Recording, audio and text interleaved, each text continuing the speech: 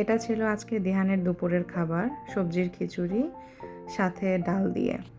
দিহান এই খিচুড়িটা খুব পছন্দ করে, আর যখন থেকে ওর সলিড শুরু করেছি তখন থেকে আমি এটা ট্রাই করি। তো দেখো এটা কিভাবে মেক করি আমি।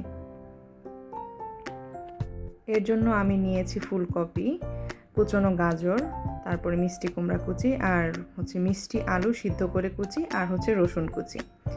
তো আর নিয়েছি হচ্ছে চাল আর ডাল ভালো করে ধুয়ে নিয়েছি। আমি ওর খিচুড়ি রান্না সাধারণত রাইস কুকারে করি, তো রাইস কুকারে সরাসরি দিয়ে দিচ্ছি। রাইস কুকারে রান্না করার একটাই সুবিধা যে এখানে আমি খিচুড়িটা বসিয়ে দিয়ে অন্য কোনো কাজও করতে পারি সাথে সাথে।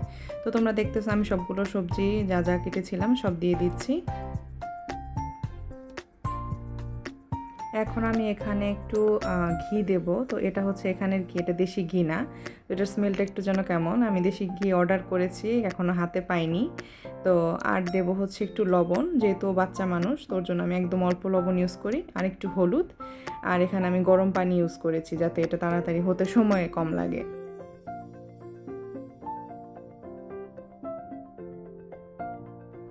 আর এখন দিয়ে দিচ্ছি 2টা সাদা এলাচ আর একটু দারচিনি, ব্যাস এইটুকুই। তো রাইস কুকারে বসিয়ে দিচ্ছি।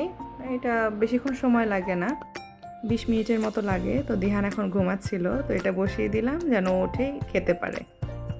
আমি দিহানকে কখনো বাসি খাবার খাওয়াই না। এখানে যতটুকু দেখছো আমি রান্না করেছি, এটা দিয়ে ওর দুপুরে আর রাতের খাওয়া হয়ে যাবে।